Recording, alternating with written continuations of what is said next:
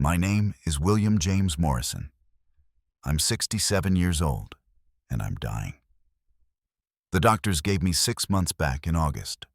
Lung cancer, stage 4, spread to the lymph nodes.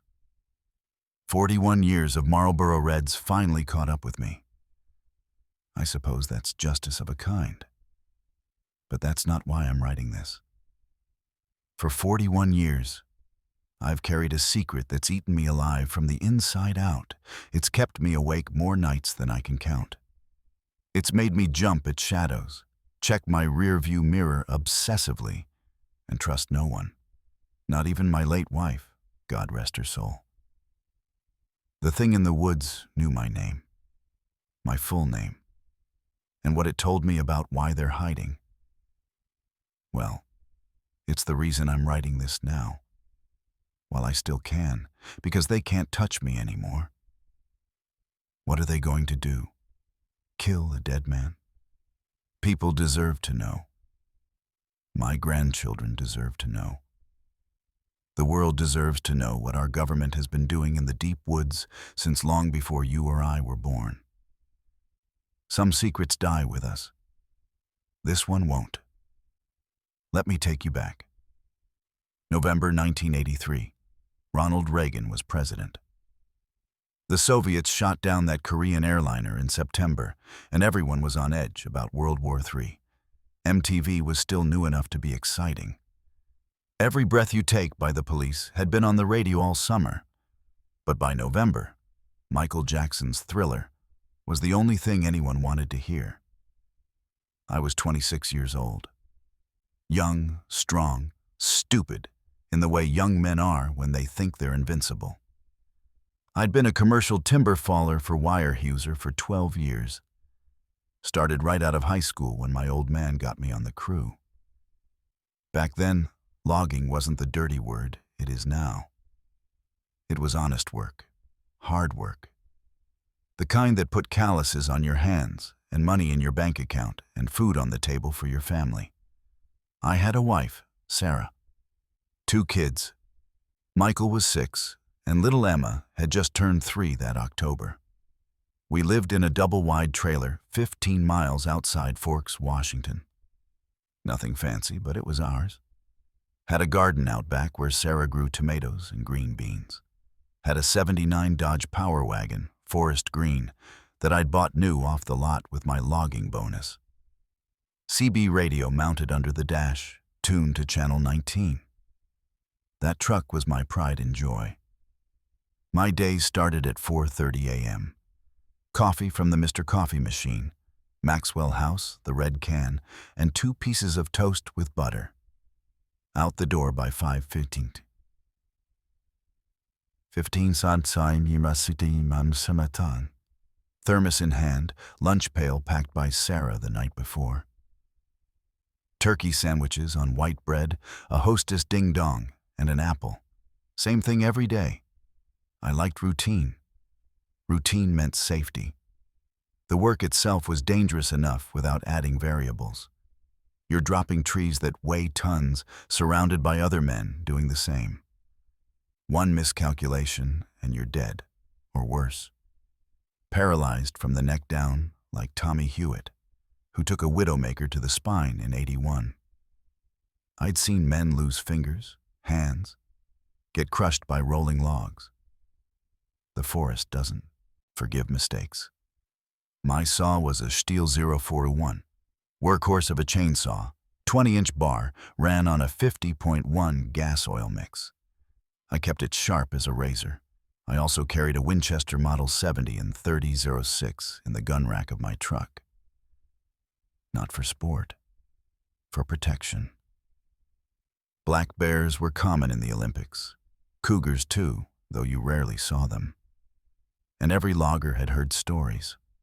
Stories around the campfire at the end of a long day. Stories that the old-timers told and the young guys laughed off. Stories about things in the deep woods that walked upright. That screamed like women in the night, that could tear a steel bear trap apart with their bare hands. I didn't believe in Bigfoot. Not then. November 14th, 1983. Monday.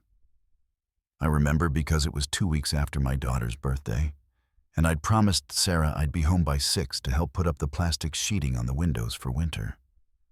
First real cold snap was coming. Weatherman on King 5 said we might see snow by the weekend. I was working a section 23 miles northeast of Forks. Private logging road, barely maintained, required four-wheel drive even in good weather. The company was clearing a stand of old-growth Douglas fir and western red cedar. Massive trees, some of them 300 years old, 6 feet across at the base. It was controversial even then. But Weyerhaeuser had the permits, and I had a mortgage. I was the last man out that day. Crew boss had sent everyone else home by 4 p.m. because the temperature was dropping fast and the light was fading early. But I'd wanted to finish bucking up one last tree. The kind of professional pride that seems stupid in hindsight. I'd dropped it clean, and I just needed to cut it into 20-foot sections for the trucks to haul out in the morning. By 4:47 p.m., I was done. I know the exact time because my Timex stopped right then. The watch face cracked, hands frozen at 4:47. Still have it in a drawer somewhere. Never could bring myself to throw it away. I loaded my saw into the truck bed, climbed into the cab, turned the key. Engine fired right up. 360 V8, never gave me trouble. I had the heater going full blast, and I'd tuned the AM radio to KBSG out of Seattle. Static was bad that deep in the forest, but I caught fragments of Beat It by Michael Jackson between the crackling. The sun was already below the tree line. Shadows stretched long across the logging road. The temperature gauge on my dashboard read 28 degrees Fahrenheit. First snow was starting to fall. Just flurries, but enough to dust the windshield. I lit a Marlboro Red, took a long drag, exhaled, and that's when I smelled it.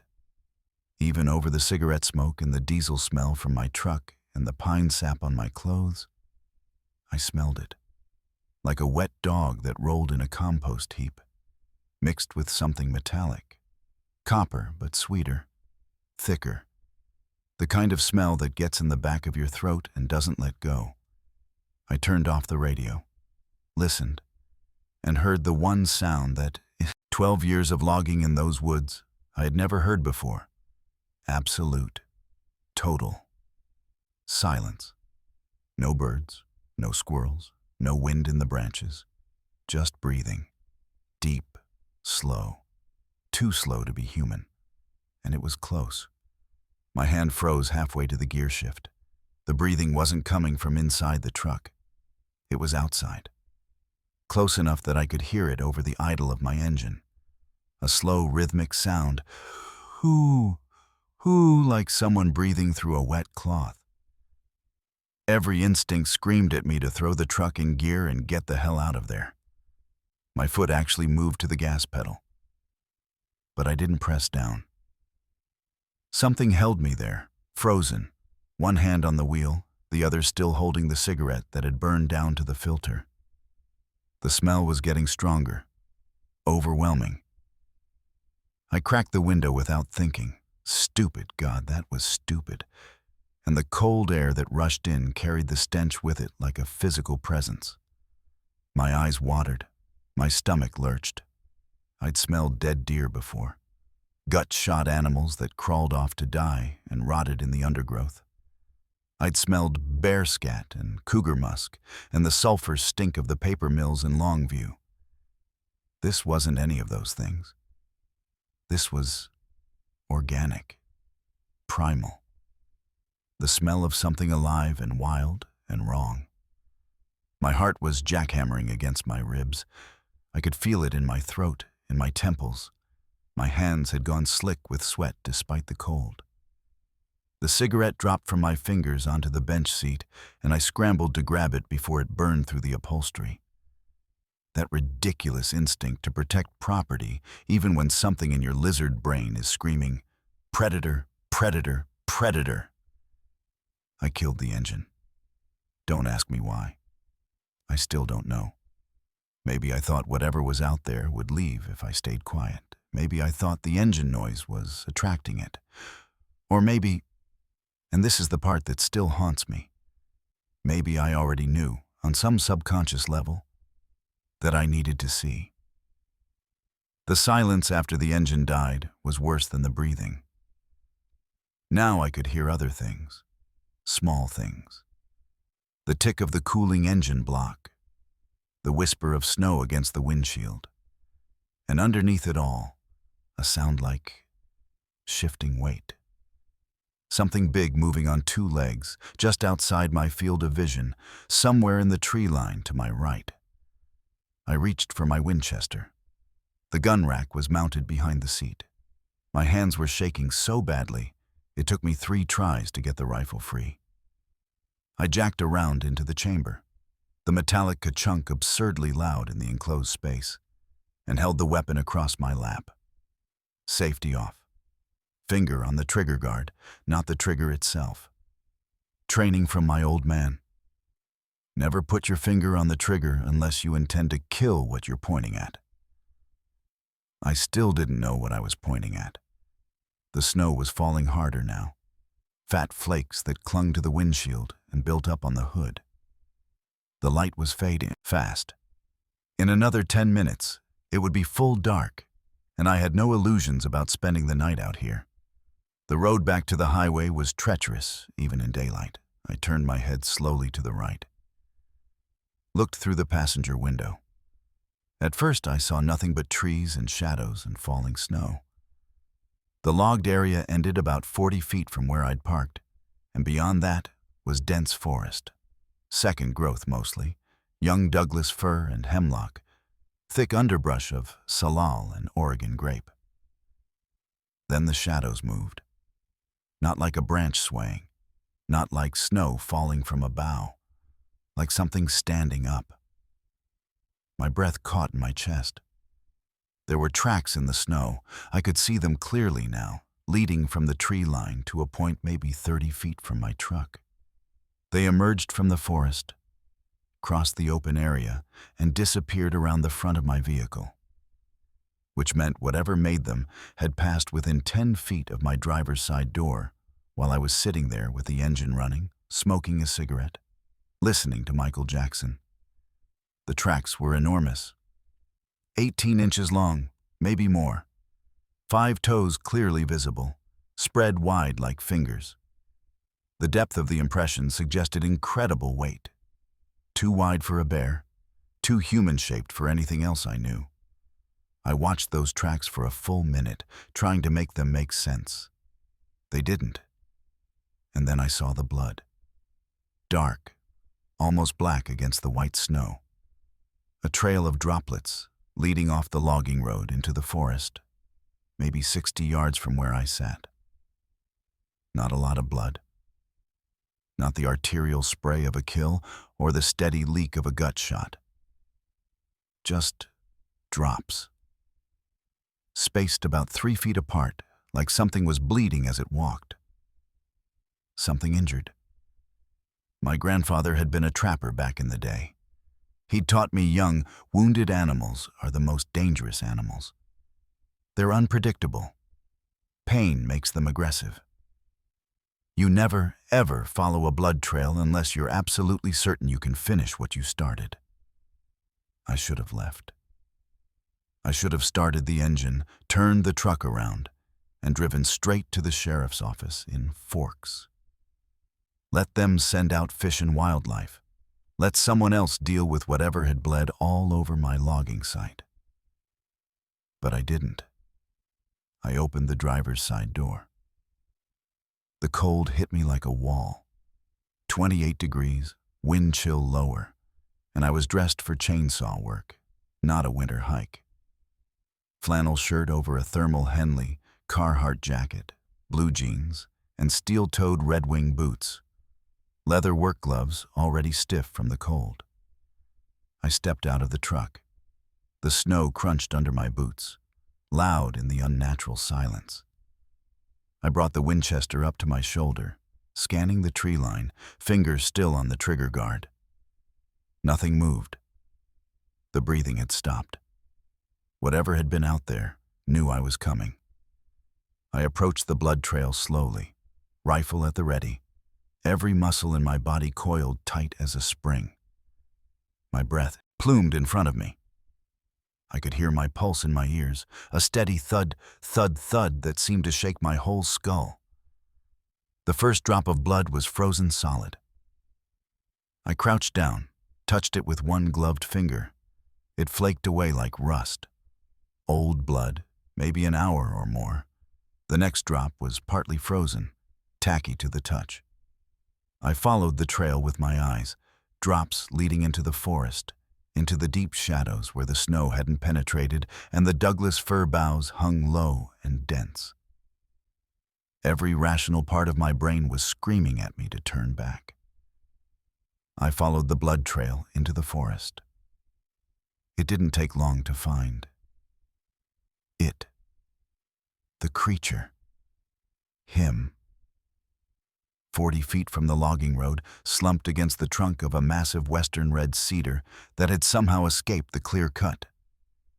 The tree was probably 400 years old, 10 feet across at the base, with roots like gnarled fingers digging into the earth. And sitting against those roots, barely visible in the dying light, was something that shouldn't exist. My first thought, I swear to God, this was my first thought, was, that's a man in a costume. Like one of those hoaxes you see on TV. Like the Patterson-Gimlin film from '67 that everyone argues about. Some guy in a gorilla suit out here playing a prank, and I was the idiot who'd fallen for it. But then it moved. It lifted its head and looked directly at me. I stopped breathing. The thing was massive. Even sitting down, it was taller than me. I'm 6'2", and this thing's head was level with mine from a seated position. 8 feet tall, maybe more. Broad shoulders that would have made a grizzly look small. Arms that hung past its knees, covered head to toe in dark brown fur, matted and thick, with patches of gray around the face. The face. Jesus Christ, the face. It wasn't a mask. The eyes moved independently. The nostrils flared when it breathed. The lips, actual lips, not just an opening in the fur, were pulled back slightly, showing teeth. Flat teeth in front, sharp canines, like a human mouth, but larger, stronger. The eyes were amber, yellow-brown, like a wolf's eyes, but set in a face that was disturbingly, undeniably human in structure. Heavy brow ridge, pronounced cheekbones, a broad flat nose, a skull shape that was wrong, too large, too prominent in the crest, but recognizable. And those eyes were looking at me with an expression I knew. Fear, the same fear I was feeling. My rifle was pointed directly at its chest. My finger had moved to the trigger without me consciously deciding to do so. The creature's eyes flicked to the gun, then back to my face. It didn't move, didn't threaten, just watched. And then I saw why it hadn't run. Its left thigh had a gash in it, deep, ugly, at least 8 inches long. The fur around the wound was matted with blood, and I could see exposed muscle underneath, dark red and glistening. The creature had one massive hand pressed over the wound, fingers splayed, trying to staunch the bleeding. It was hurt, badly hurt. And as I stood there, rifle pointed at this impossible thing, I watched a single tear roll down its face.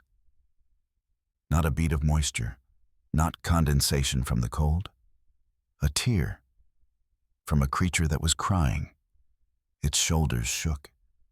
A sound came from its throat, low, guttural, not quite human but close enough to make my skin crawl. A sound of pain, of exhaustion, of grief. I lowered my rifle an inch. The creature's eyes followed the movement. Hope flickered across its face. I swear on my children's lives, I saw hope. And then it looked away, almost ashamed. Like it understood it was frightening me. Like it was apologizing for existing. It covered its wound with both hands now, curling in on itself, making itself smaller. Trying to be less threatening. Trying to disappear. And in that moment, that single, crystalline moment, I understood with absolute certainty that this thing, whatever it was not a monster. It was suffering. And it knew I could help. I don't know how long I stood there. Could have been 30 seconds. Could have been 5 minutes. Time had gone strange, elastic, like the forest was holding its breath along with me. The creature, I couldn't think of it as an it anymore, not after seeing that expression, kept its eyes down, hands pressed to the wound, shoulders hunched in what I can only describe as submission. It wasn't challenging me, wasn't aggressive. If anything, it looked like a dog that had been kicked and was waiting to see if another blow was coming. My grandfather used to say, you could tell everything about a creature by its eyes. Predators looked through you, saw you as meat. Prey looked past you, always watching for escape routes. But intelligent creatures, horses, dogs, sometimes even crows, they looked at you, recognized you as another consciousness. This thing was looking at me. I took a step back. The creature flinched, actually flinched, like it expected me to shoot. But I didn't. I backed up another step, then another, keeping the rifle lowered but ready, never taking my eyes off it. It didn't follow. Didn't move at all, except for the slight rise and fall of its chest. When I reached the edge of the trees, I turned and ran. Not a panicked sprint. I wasn't that far gone, but a fast walk, boots crunching through snow, breath coming hard. I could feel the weight of its gaze on my back. Any second, I expected to hear it crashing through the underbrush behind me, expected those massive hands to close around my neck. But nothing happened. I reached my truck, yanked open the door, threw the Winchester inside. My hands were shaking so badly I dropped the keys twice before I got them in the ignition. I sat there, engine running, heater blasting, staring at the tree line. What the hell had I just seen? My mind was racing, trying to catalog, categorize, explain. Bear?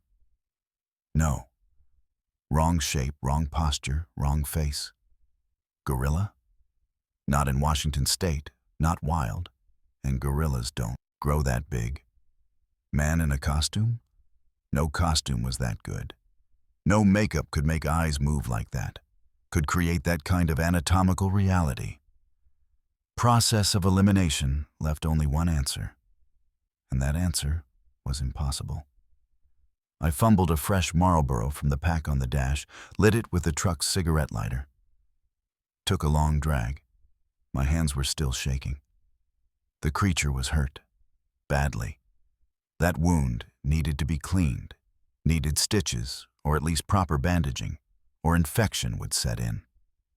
Assuming it could get infected, assuming it was mortal in the same way humans were mortal, which suddenly seemed like a very big assumption. I had a first aid kit in the truck, standard Coleman camping supply box, stocked with gauze, medical tape, hydrogen peroxide, a bottle of Tylenol, some Band-Aids. Nothing that would really handle a wound that size, but better than nothing. And I had food. I looked at my lunch pail on the passenger seat. Sarah had packed 2 sandwiches today. She always packed extra because she said I worked too hard and didn't eat enough. Turkey on white bread with mayo and iceberg lettuce. An apple. A Hostess ding-dong. And half a thermos of coffee. Before I could talk myself out of it, I grabbed the first aid kit from behind the seat, grabbed the lunch pail, and got back out of the truck. I approached slower this time, deliberately, making noise so it could hear me coming. The last thing I wanted was to startle it.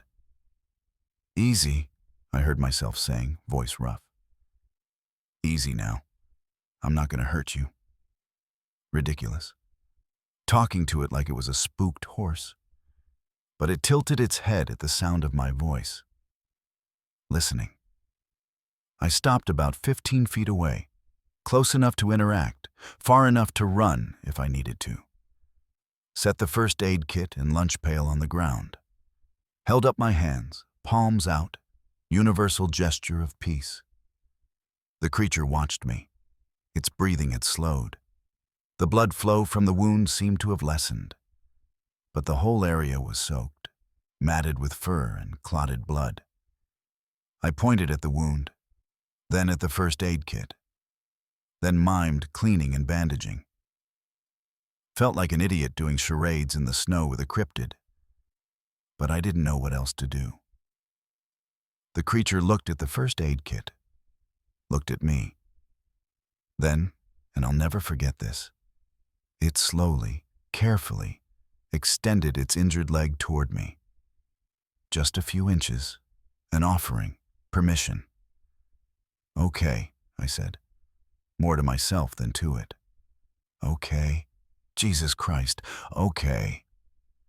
I opened the lunch pail first, took out one of the sandwiches, still wrapped in wax paper, held it up so the creature could see it, then tossed it underhand. Gentle, like I was feeding ducks. The creature caught it one-handed, lightning-fast reflexes, fingers that moved with incredible dexterity, and examined the sandwich with obvious curiosity. Turned it over, sniffed it.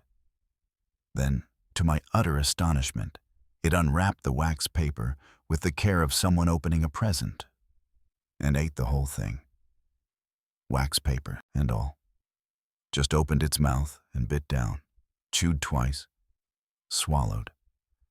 Licked its fingers afterward, methodical, almost fastidious. I stared. You're not supposed to eat the wrapper," I said. It looked at me, blinked, made a sound, a low rumble that might have been contentment, might have been acknowledgement, then pointed at the lunch pail again. I gave it the second sandwich, the apple, and the ding-dong. Same result. Ate everything, packaging included. The apple it crunched through core and all, seeds and stem, like biting into a cracker.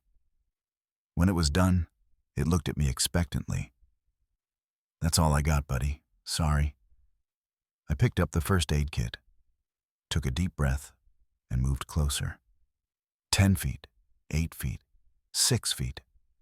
Close enough now that I could smell it properly.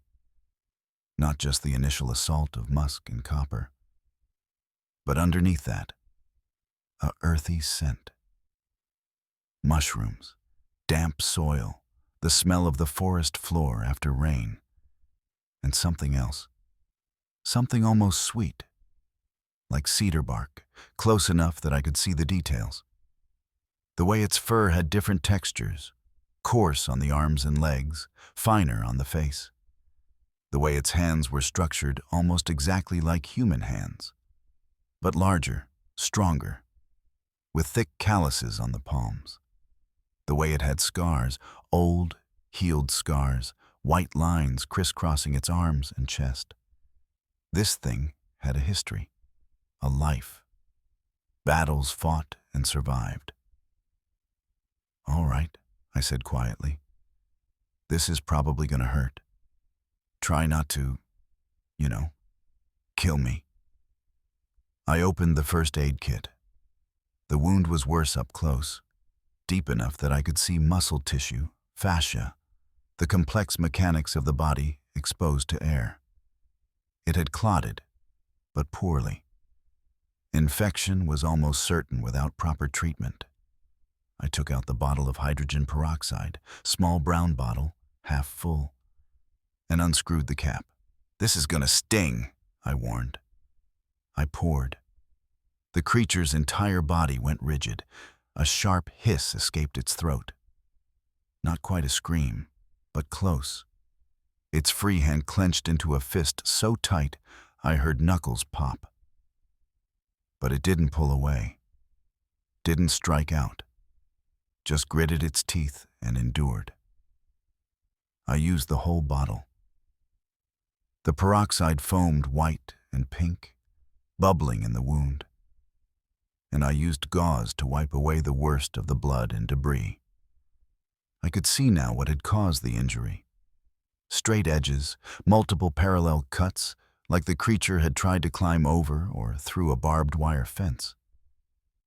I worked as gently as I could, but I knew it had to hurt. The creature's breathing had gone rapid and shallow. Sweat, actual sweat, beaded on its forehead. When the wound was as clean as I could get it, I packed it with gauze, 4 rolls, every one I had, and secured it with medical tape. Then, because the tape wasn't going to hold against that much movement and that much fur, I wrapped the whole thing with duct tape from my truck's emergency kit. It was crude, battlefield medicine at best, but it was better than nothing. When I finished, I sat back on my heels. The creature was looking at me with an expression I couldn't read, intense, focused, those amber eyes fixed on my face. Then it reached into the fur on its chest, and I tensed, hand moving instinctively toward the rifle I'd left by the tree, and pulled something out. A small object, held carefully between thumb and forefinger. It leaned forward and placed the object on the ground between us, then withdrew. I picked it up. It was a stone. River stone, smooth and flat, about the size of a silver dollar, and carved into the surface with incredible precision was a spiral pattern. Perfect concentric circles that wound inward to a center point. I looked up at the creature. It was watching me, waiting. This was a gift, an exchange. I helped it. It gave me this. "Thank you," I said, not knowing if it could understand. Thank you." I backed away slowly, stone clutched in my hand, and returned to my truck. When I looked in my rearview mirror as I drove away, the creature was still sitting there, still watching me go. I should have left it at that. One encounter, one good deed, move on with my life. But I couldn't stop thinking about it. The way it had cried. The way it had flinched when I approached, like it expected cruelty. The way it had gifted me that stone. A deliberate, thoughtful action that spoke to intelligence, to culture, to a mind that understood reciprocity.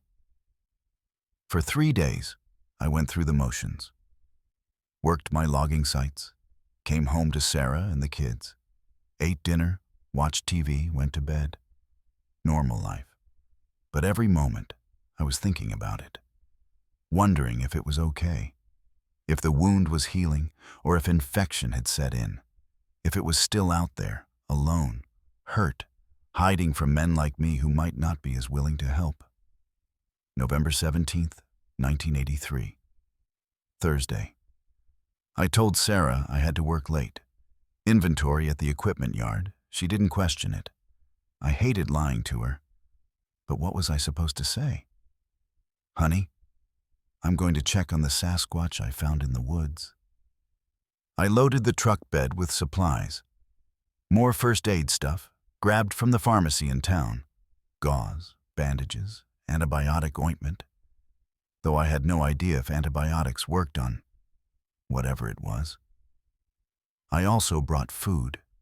4 Hungry Man TV dinners, still frozen solid.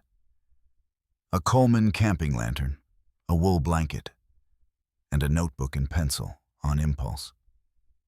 Some part of me wondered, could it communicate? I drove back to the same logging site, same road, same tree line, same spot where I'd parked before. It was waiting. Not in the exact same place. It had moved closer to the road, was sitting on a fallen log about 20 feet from where I pulled up. Like it had been watching for me. hoping I'd come back. The wound looked better. The duct tape bandage was still in place, and the creature wasn't favoring the leg as badly as before. It stood when it saw me, moving carefully, but upright now. And my God, the size of it. 9 feet tall, maybe more, shoulders broader than any human, broader than any bear. Arms that could have ripped me in half without effort. But it just stood there, waiting. I got out of the truck slowly, held up the supplies so it could see. "I brought more stuff," I said. "Food, blanket. Thought you might need it." I set the supplies on the ground, then did something that felt insane even as I was doing it. I sat down on the ground myself, cross-legged, about 15 feet away from the creature, made myself vulnerable. After a long moment, the creature sat too. We stayed like that for a while, just sitting in the snow in the dying light, watching each other. Then I started talking. I don't know why. Maybe because the silence felt too heavy. Maybe because I needed to process this somehow, needed to make it real by putting it into words. Or maybe because sitting there in the woods with this impossible thing, I felt more honest than I had in years. Like I could say things to it that I couldn't say to anyone else. I told it about my day, about the massive cedar I'd dropped, how it took me 4 hours just to limb it, about the argument I'd had with my crew boss about safety equipment. He wanted us to work faster, I wanted us to work smarter. About how Emma had drawn me a picture that morning of our family as stick figures, and how Michael had asked me if I could teach him to drive the truck, even though he was only 6 years old. Small things, human things. And the creature listened. I don't mean it just sat there.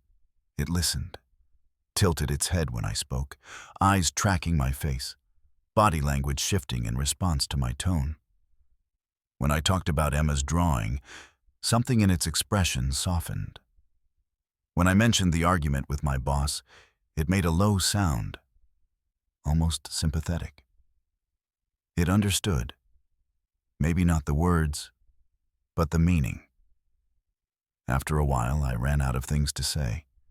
The silence settled back in, but it felt different now, comfortable. Then the creature leaned forward and picked up a stick from the ground. Long, fairly straight, stripped of bark by weather. It began to draw in the snow. I watched, fascinated, as lines appeared. A crude map. I recognized the shape of the logging road, the curve where it branched off toward the highway. The creature added X's, maybe a dozen of them, scattered across different areas. It paused, looked at me to make sure I was paying attention, then tapped the stick on one of the X's. "What is that?" I asked. It tapped again, more insistent. I looked closer at the map. The X's were marking specific locations. Locations I recognized. Areas where other logging crews had reported problems. Equipment failures. Strange feelings of being watched. Places where guys had said the woods felt wrong. The creature pointed to an X north of our current position, then made a sleeping gesture, hands together under its cheek, eyes closed. "You sleep there?" A nod. An actual deliberate nod. Holy shit. It understood yes and no questions. "There are more of you?" I asked. It hesitated, then held up one massive finger. "One. Just you?" Another nod. Slower this time. Sadder. And then it did something that broke my heart. It drew 3 figures in the snow. 1 large, 2 small.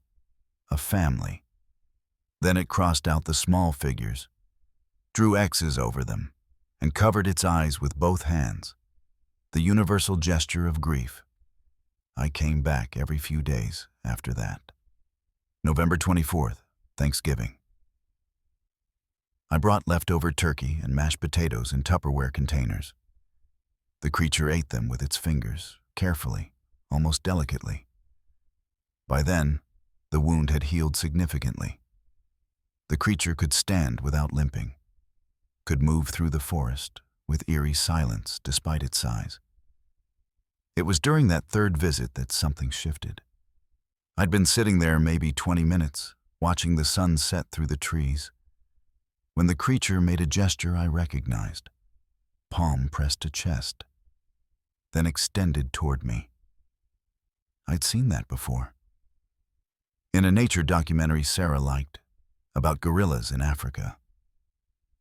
The silverback had done the same thing, a sign of peaceful intent, of kinship. Without thinking, I mirrored the gesture. Palm to my chest, then extended toward the creature. It stared at me for a long moment. Then it stood, fluid, powerful, and approached, 5 feet away, close enough that I could feel the heat radiating from its body, close enough to smell that earthy cedar bark scent under the musk. It reached out one hand, slowly, carefully, like approaching a frightened animal, and gently touched my shoulder. Just rested its hand there, warm, heavy. The fingers so large they wrapped halfway around my arm. We stayed like that for a full minute, eye to eye, its amber gaze locked on mine. And then it made a sound, low, guttural, but shaped, deliberate. Then my entire body went cold. Did you just... It pulled its hand back, looked away, almost embarrassed. But I'd heard it. It had spoken. You can talk? The creature looked at me again, opened its mouth, struggled with the shape of the word. Yes. And just like that, everything changed. December 2nd, 1983, I showed up with a notebook and pencil like a goddamn fool trying to teach kindergarten. But I needed to know. Had to know. The temperature had dropped into the teens. The snow was 6 inches deep now, and my breath crystallized in the air. I found the creature in the same area, but it had moved to a more sheltered spot, a natural alcove formed by 3 ancient cedars growing close together, their root systems creating walls, their canopy creating a roof. It had made a nest of sorts, cedar boughs laid down like a bed, a pile of stripped bark, a small collection of objects I couldn't identify in the dimness, bones maybe, or more carved stones. It was waiting for me. As soon as I appeared, it stood. Taller now, less hunched. The limp was completely gone. The wound had healed impossibly fast, less than 3 weeks, and there was barely even a scar visible under the fur. I held up the notebook. I brought this. Thought maybe, if you can talk, maybe you can write? The creature tilted its head. Curious. I sat down on a fallen log, brushed snow off the notebook paper, and wrote in large block letters, "My name is William." I held it up so it could see. The creature leaned forward, squinting at the page. Then it reached out, fingers far too large for the pencil, and took it from my hand. For a moment, it just stared at the pencil, turning it over like it was examining some alien artifact. Then it pressed the tip to the paper. The first few marks were tentative. Scratches. Then it adjusted its grip, holding the pencil the way a child might, and tried again. What it drew wasn't letters, it was pictures. 3 figures again. Large adult, 2 smaller ones, children. It drew with surprising detail. The figures had defined features, expressions. The adult was protecting the children, arms around them. Then it drew new figures on the opposite side of the page. Humans. Small by comparison, but carrying objects that I recognized even in crude drawing form. Rifles, nets, boxes, and helicopters. 3 helicopters circling above. It tapped the human figures with the pencil tip, hard enough to tear the paper slightly. Then it drew X's over the 2 small figures. Gone. Taken. My throat went tight. They took your family? The creature looked at me, those amber eyes wet with something that might have been tears. And then it spoke. Not the halting single words from before. Full sentences, slow, struggling, like someone speaking a language they'd only heard but never used. But sentences. Men with guns, net, helicopter. The voice was impossibly deep, resonant, each syllable stretched and distorted by a vocal structure not designed for English, but recognizable, understandable. I felt my hands start to shake. When? I whispered. October, 1979. 4 years ago. It had been searching for 4 years. Where did they take them? It shook its head, frustrated, anguished. Not, no, try, find, cannot. They hide. It struggled with the next word, mouth working around the shape of it. Government. The bottom dropped out of my stomach. The government? The U.S. government? A nod, emphatic. How do you know that? The creature reached into the matted fur on its chest. It kept things there, I realized, like pockets, and pulled out a leather pouch, old, weathered, water-stained. It untied the cord with those massive fingers and spilled the contents onto the snow-covered ground between us. A government ID badge. I picked it up with trembling hands. The plastic was faded, the photo water-damaged. But I could still make out the text. U.S. Department of the Interior Fish and Wildlife Service. But below that, stamped in red, Cryptozoological Biology Division, and a designation number, CB-Div-177I. My brain stuttered. Cryptozoological. That wasn't a real thing. The government didn't have a cryptozoology division. That was conspiracy theory bullshit, late-night AM radio nonsense. Except I was holding the badge in my hands. Where did you get this? The creature pointed to itself, then mimed something falling, dropped from a helicopter maybe, or lost during the capture. One man. Take my children. Badge, fall. I keep. Evidence. It had kept evidence. I stared at the badge, turning it over. The back had an identification number, a date issued. March 1981, 2 years after the creature's family was taken. And an official-looking seal I didn't recognize. Not the standard Fish and Wildlife Service logo. This had something else incorporated. A double helix, maybe, or a stylized tree. They've been taking your people? Studying them? Yes. Long time. Since... It struggled with the number, held up fingers. Too many fingers. More than I could count quickly. How long? It picked up the stick again, drew in the snow. A series of marks I didn't understand at first, then realized. Tally marks. Groups of 5 crossed through. It kept drawing. 20 groups, 25, 30. It stopped at what looked like 40 groups of 5. 200. 200 years? A sound from its throat. Something between a rumble and a sigh. Not quite agreement, but close.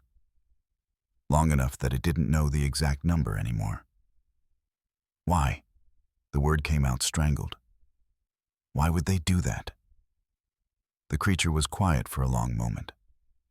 Then it stood, gestured for me to follow. We walked deeper into its shelter, into the space between the cedar roots where the snow hadn't penetrated. It had more possessions here than I'd realized. Not many.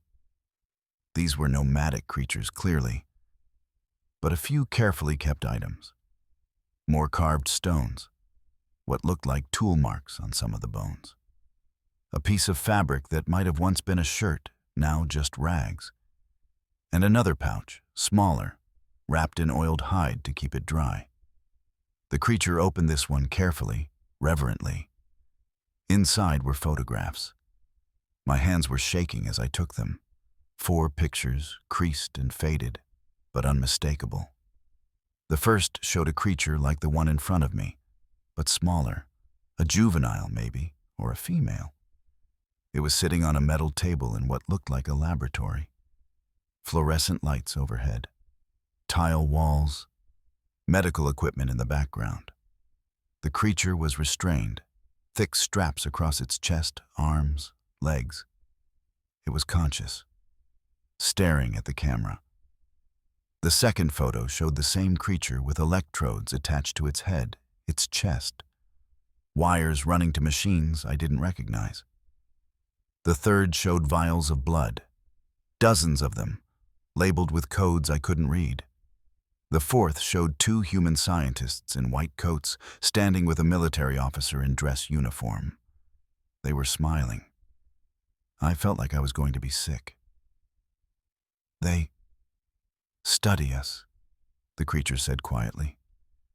Take blood.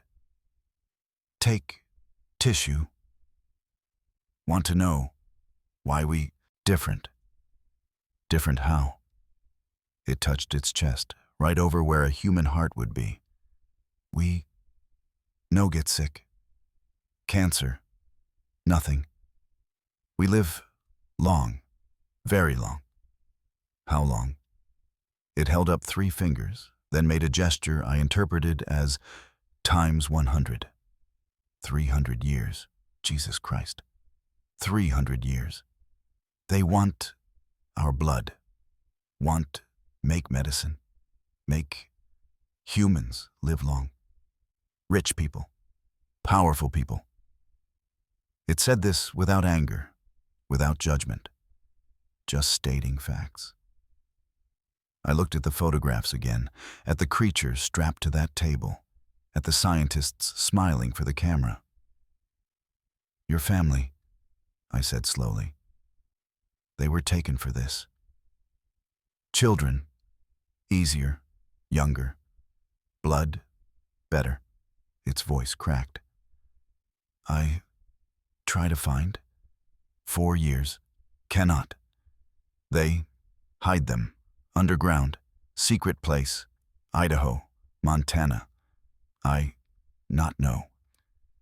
It pulled out one more item from the pouch. Another ID badge. Smaller. Child-sized. Specimen C47, juvenile female acquired.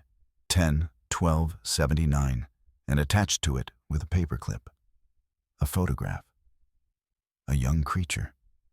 Maybe 6 feet tall, thin, looking directly at the camera with enormous, terrified eyes.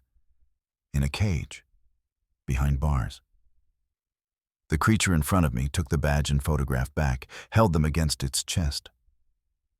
My daughter, it said simply. And then, for the first time since I'd known it, it collapsed to its knees and wailed. The sound was inhuman, piercing. A grief so profound it seemed to shake the very trees. I heard ravens take flight from nearby branches, heard smaller animals scatter in terror. I didn't know what to do. What do you do when a 9-foot cryptid breaks down sobbing in front of you? I did the only thing I could think of. I put my hand on its shoulder, and I let it cry. When it finally quieted, when the shaking sobs had subsided to shallow breathing, the creature looked at me with red-rimmed eyes. They kill us, If we tell, kill humans, who help? You. It pointed at me. You, in danger now. Sorry. I don't care, I said, and meant it. This is wrong. What they're doing, it's wrong. Someone needs to know. Someone needs to... No. The creature's voice was firm. You have family, wife, children, need you, cannot let you. It struggled with the word, finally gave up and pointed at the photograph of its daughter behind bars. Cannot let you end up like them. There has to be something we can do, I said desperately. I could go to the press. I could show them these badges, these photos. They not believe. Call you crazy. Lock you. Hospital. Or... It drew a line across its throat, make you disappear. You've been watching me, I said slowly, realization dawning. That's how you knew my name, my full name. A nod. CB radio, listen, learn English, learn people names, study humans, must know who to trust. Most humans, dangerous. You, it pointed at me, then touched its chest again. You, good, help me. No, kill me. Could have, but help. How many of you are there? I asked. In total? The creature was quiet for a long moment. Then it held up both hands, spread fingers wide, maybe 200, maybe less. That's all? In the entire world? Yes. We, dying, they take too many. We, no have children fast. Take years. And when government take children, we cannot. It didn't finish the sentence. Didn't need to. A species dying out. 200 individuals, maybe less, scattered across North America, hiding in the deepest forests, the most remote mountains. And every generation, the government harvested a few more. For research, for blood, for the promise of immortality, for wealthy people who would never admit what they'd done to achieve it. Your daughter, I said. Do you know where she is? Exactly? No, but... It gestured to the crude map it had drawn earlier, pointed to an area that would be eastern Washington, maybe Idaho. Somewhere there, underground. Big fence, guards, helicopter come, go. I watch, cannot get close. They shoot. Of course they shoot. You couldn't have 9-foot cryptids wandering around a secret government facility. I could help you look, I said. I have a truck. We could, No. The creature's voice was gentle but absolute. You, no understand. They, everywhere. Watch. Everything. You come here. They probably know. Already know. A chill went down my spine. They've been watching me? Maybe. Probably. They watch all of us. Always. Since treaty. What treaty? 1924. After Ape Canyon, humans, miners, shoot my people. We fight back. 5 men. We could have kill. But no want war. Your government, come, make agreement. We hide. They protect us. No hunt us. No tell world. We stay secret. They leave us alone. But they didn't leave you alone. No. 1970, 1971, change. New people. Want, study us. Take us. Say is for science, for good of everyone. We agree to some testing.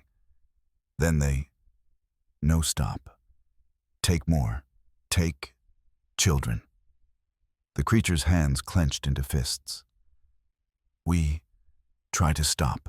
They kill any who resist.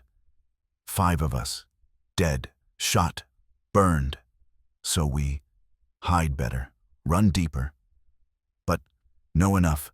Still they find us. Still they take. It looked at me with those ancient amber eyes. You want help? Tell me, how? How do I fight them? How do I get daughter back? I have nothing, no weapons, no. It searched for the word. No power? I offered. Yes, no power. They have everything. I have nothing, just pictures, badges, proof that no one believe. And God help me. I realized it was right. Even I, sitting here talking to a Sasquatch, a real, speaking, crying, grieving Sasquatch, even I was having trouble processing it. If I walked into a police station with this story, they'd laugh me out the door. If I went to the newspapers, they'd write me off as a crackpot. If I tried to actually do something, actually find that facility, actually expose what was happening, they'd stop me. One way or another, they'd stop me. I'm sorry, I said. And I was. I'm so sorry. The creature nodded slowly, understanding. You must go. No comeback. Forget me. Forget this. Live your life. Keep your family safe. I can't just... Yes, you can. You must. It pressed something into my hand, the Winchester rifle I'd given it 2 visits ago. Take. No need. Cannot use properly. You keep, protect family. I looked down at the rifle, then at the creature. What will you do? Keep searching until I find. Or until... It didn't finish that sentence either. Until it was captured or killed. At least let me... No, promise me. On your children, promise. You walk away. Forget. I should have said yes, should have promised and left and never looked back. But I couldn't. I can't promise that, I said quietly. But I promise I'll be careful. I promise I won't do anything stupid. And I promise I'll keep your secret. I won't tell anyone. The badges, the photos, I'll hide them. I'll keep them safe. And if something happens to you, if you don't make it, my voice cracked, then at least there's proof somewhere that you existed, that you tried, that you loved your daughter. The creature looked at me for a long time.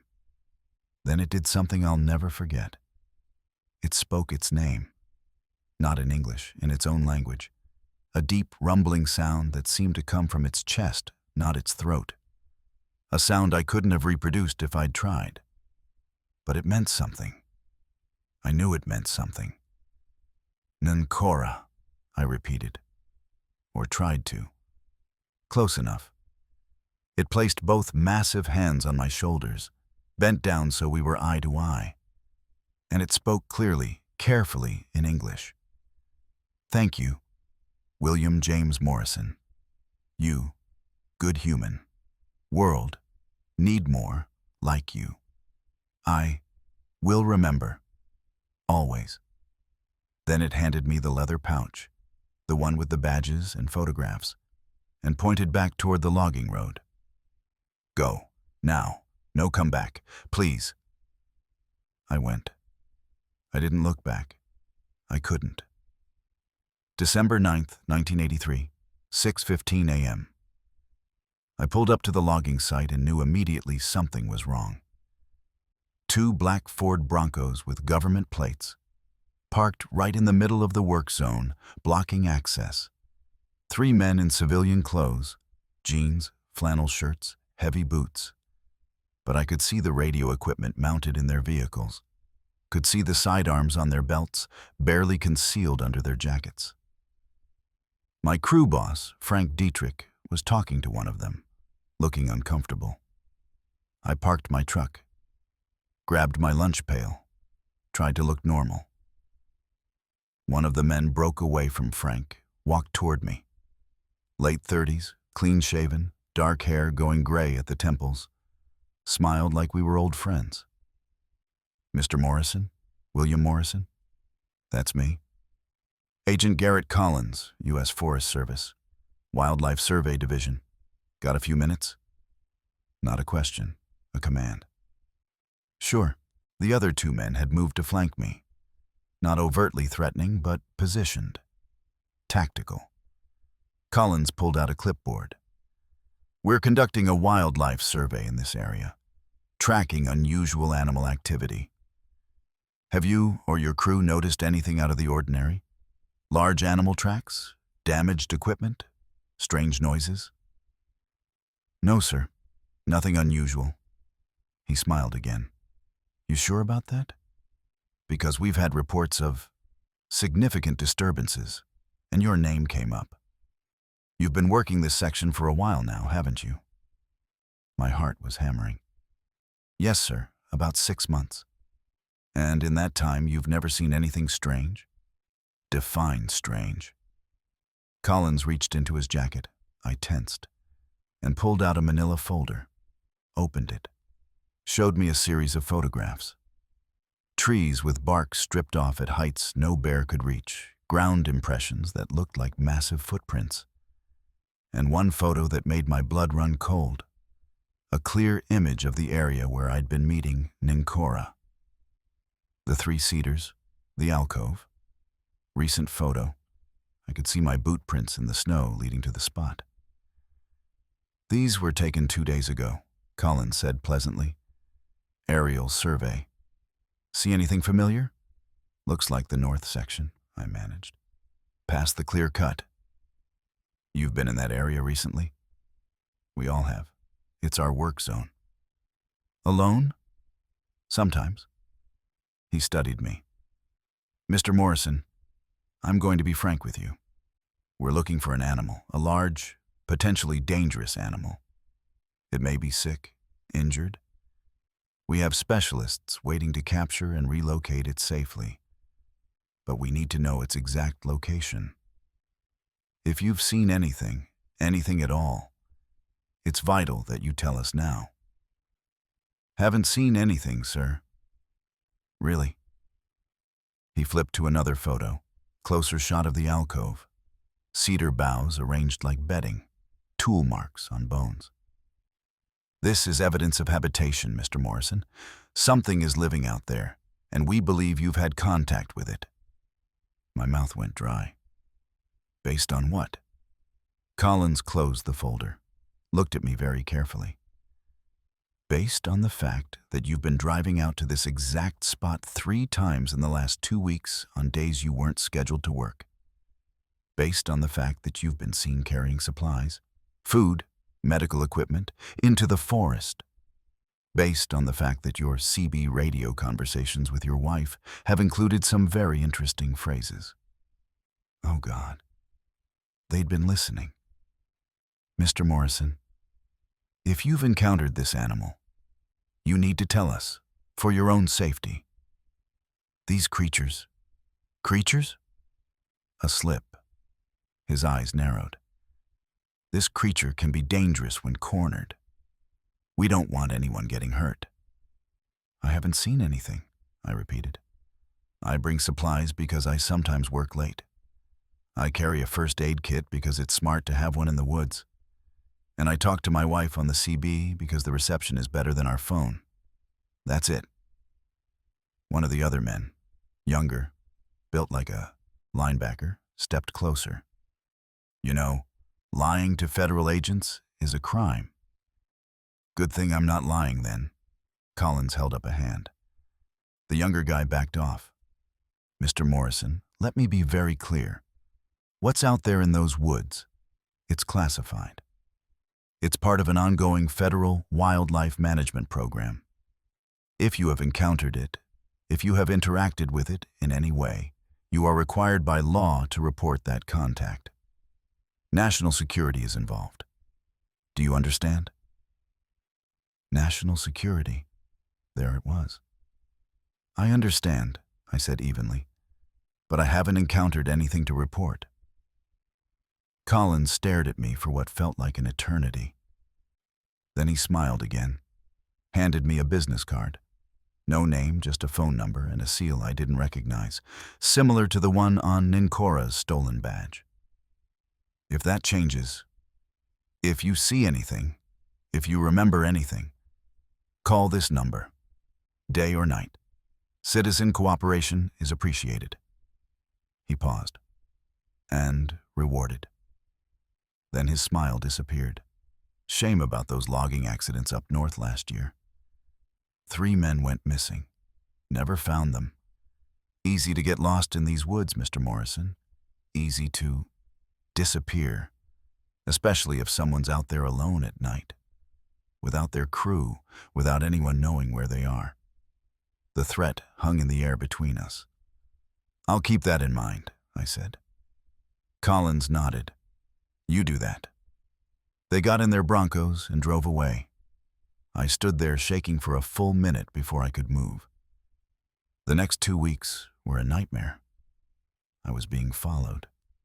I saw the Broncos everywhere, parked on side roads I traveled, at the grocery store in town, once even idling outside my kids' elementary school.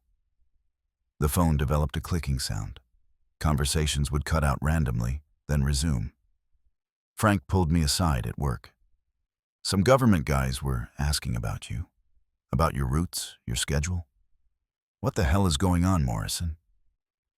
I told him I didn't know. Sarah noticed too. There was a man here yesterday. Said he was doing a census. Asked strange questions.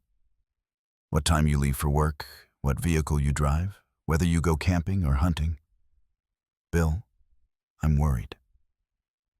I told her it was probably nothing. Some bureaucratic bullshit. I hated lying to her. December 18th, I found a note in my truck. Wedged into the door frame, written on bark with charcoal. Stop. They watch. Danger. Go home. Forget. N. Nencora. Warning me off. I crumpled the note, threw it in the woods, told myself I was done. But 5 days later, December 23rd, 3 days before Christmas, I drove out to the site one last time. I couldn't help it. I needed to know if Nincora was okay. Needed to see for myself. I should have known better. The scene at the alcove told me everything I needed to know. Massive disturbance. Trees broken. Ground torn up. Shell casings everywhere. 5.56 military standard. And blood. 2 kinds. The dark, almost black blood I'd seen from Nincora's wound. And regular red human blood, spattered across the snow. Tranquilizer darts. 3 of them, found in the cedar bark, signs of a helicopter landing. Circular area where the rotor wash had flattened the snow. They'd found him. They'd taken him. I searched frantically for any sign of which direction they'd gone, any clue. Found only the stones, Nincora's carved stones, arranged in a deliberate pattern, an arrow pointing south, and a crude drawing of my truck with an X through it. The message was clear. Don't follow, forget me. I found the leather pouch buried under loose snow near the base of one of the cedars, the one with the government badges and photographs. Left there deliberately. Evidence, proof. If something happens to me, this is proof. Keep it hidden. And one more thing, an ID badge I hadn't seen before. A second specimen tag, specimen C47, juvenile female acquired, 10/12/79. His daughter. The photograph paperclipped to it showed a young female Sasquatch, maybe 6 feet tall, thin, frightened, behind bars, in a cage. I picked up the pouch. held it against my chest. "I'm sorry," I whispered to the empty forest. "I'm so sorry." December 27th, 1983, 11 p.m. Two men came to my house. Not in uniform, but the federal credentials they showed were real. Department of Interior, Division Redacted. Sarah put the kids to bed. They'd been up waiting for me, excited about Christmas still. I could hear Michael asking her why those men were here, and Sarah's hushed voice telling him it was grown-up business. "Go to sleep, sweetheart." The men sat at my kitchen table like they owned it. Collins was one of them. The other was older, gray-haired, calm. He did most of the talking. "Mr. Morrison, you've stumbled into something you shouldn't have. A classified wildlife management program with national security implications." He slid a manila folder across the table. "We know you met Subject N12. We know it communicated with you. We know you have materials in your possession that don't belong to you." He opened the folder, showed me photographs, all 7 of my visits to the forest, time-stamped, every single one. Me approaching Nincora, me sitting and talking, me handing over supplies. "We need to know what it told you." "Nothing," I said. "Just sounds." "Mr. Morrison, it was hurt. I helped, that's all." The older man leaned back, studied me, then opened another file. Transcripts. My voice recorded from the CB radio, talking to Sarah about the thing in the woods, talking about how it's more human than half the guys on my crew, talking about the wound healing impossibly fast.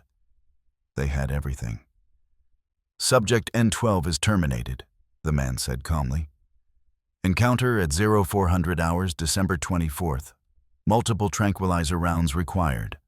Currently in secure containment for medical evaluation and transport to permanent holding facility." "Where?" "That's classified." "Is it alive?" "For now." The room spun. "You have a choice, Mr. Morrison," the man continued. "You can cooperate fully, return any materials you've taken, sign non-disclosure agreements, and we can all move on. You keep your job, your security clearances, your family stays safe. Or," he let the word hang. "Or what?" "Or we pursue this as a breach of federal law. Tampering with a classified program, theft of government property, obstruction of justice. You'd be looking at 10 to 20 years in a federal prison. Your children would grow up without a father. Your wife would lose the house, and you'd never work in this industry again." He pushed papers across the table. "Or you sign." And this never happened. I looked at the non-disclosure agreement.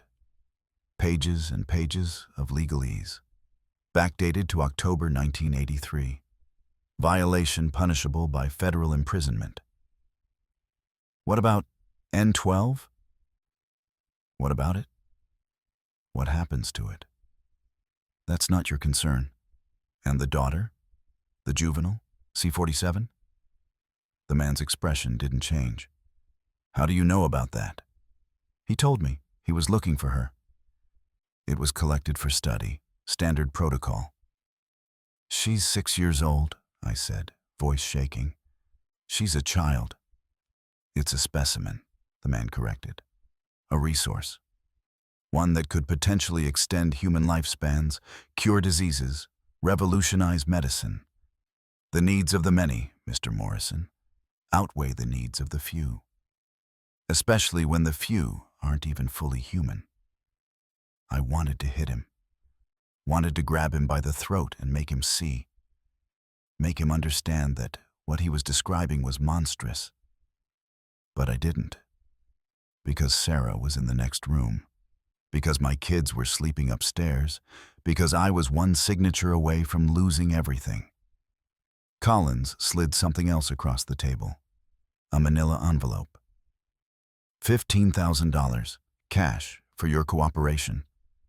And your silence. Blood money. I looked at the envelope, at the papers. at the two men watching me with flat, emotionless eyes. If I sign this, what guarantee do I have that you'll leave my family alone? Our word, the man said, which is more than you have right now. I picked up the pen, signed my name. They left 30 seconds later, envelope and signed agreements in hand. I sat at that kitchen table until dawn, staring at the envelope of cash they'd left behind. 30 pieces of silver. The years after that blurred together. January 1984, the sightings stopped. No more reports of strange sounds in the Olympic forest. No more logging crews talking about feeling watched. Nothing. The government presence evaporated. No more Broncos. No more surveillance. Like it had never happened. I kept the leather pouch, hid it in a false bottom I built into my toolbox. The badges, the photographs, the specimen tag. Evidence of something the world would never believe. I had nightmares. Ninkora's daughter behind bars. Ninkora himself strapped to a table like in those photos. Amber eyes staring at nothing. I started smoking more, drinking more. Sarah asked what was wrong, and I told her it was work stress. She believed me because she wanted to. 1997.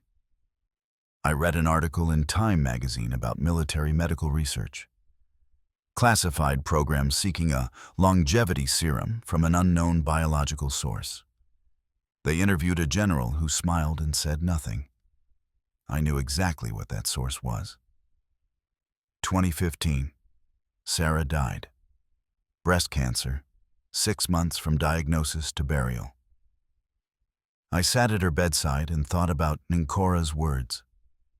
We no get sick, cancer, nothing. We live 300 years. They were harvesting immortality from creatures who couldn't fight back. And my wife died because we weren't among the privileged few who'd have access to it. 2023. My turn. Lung cancer, stage 4. The doctor gave me 6 months. I gave myself one last task. I'm writing this now, in December 2024, because I'm dying anyway. They can't threaten me. Can't silence me. What are they going to do? Kill a man who's already dead? My grandchildren deserve to know. The world deserves to know. They're real. They're intelligent. They feel loss. They grieve. They love. And we're hunting them to extinction for profit. I kept my promise for 41 years. I stayed silent. I took their money and kept my mouth shut and let Ninkora disappear into a black site somewhere. Probably dead by now. Probably dissected and studied and reduced to vials of blood in a freezer. But some secrets die with us. This one won't. I've made arrangements. When I die, which will be soon, the cancer has spread to my brain. This document will be sent to journalists. The leather pouch, with its badges and photographs, will be given to people who might be brave enough to investigate. Maybe they'll believe it. Maybe they won't. But the evidence exists. Ninkora existed. He loved his daughter. He searched for her for 4 years. He trusted me, trusted a human, when every instinct told him not to. And I failed him. I signed those papers. I took that money. I chose my family over his. I don't regret protecting my wife and children, but I regret that those were the only choices I had. I regret a world where the government can cage sentient beings in the name of science, where corporations profit from suffering, where men like Collins can smile and threaten and destroy lives without consequence. If you're reading this, you need to know. They're still out there, both of them. The Sasquatch, maybe 200 left, hiding in the deepest forests, the most remote mountains, terrified of humans. And the men in black Broncos, still watching, still hunting, still taking. If you see one of them, a Sasquatch, I mean, don't report it. Don't photograph it. Don't tell anyone. Protect them. Because the moment you do, those men will come, and that creature will disappear, and the government will deny everything. I don't know if Nincora survived. I don't know if he ever found his daughter. I don't know if either of them are still alive. But if somehow, you're out there, Nincora, I'm sorry. I'm sorry I wasn't brave enough. I'm sorry I chose my safety over your freedom. I'm sorry I couldn't save your daughter. I hope you found her. I hope you're together now, somewhere they can't reach, somewhere deep in the woods where humans don't go. I hope you forgave me, and I hope, God, I hope that someday someone braver than me reads this and does something about it. Some secrets die with us. This one won't. They can't silence a dead man. Found among personal effects of William James Morrison. Died January 7th, 2025, age 67. Accompanying items: 1 government ID badge, depths of interior, crypto bio div, 1 specimen photograph, 2 carved river stones. Materials under investigation by Olympic National Forest Archives. Access restricted pending federal review. Administrator, ONF Archives, January 15th, 2025.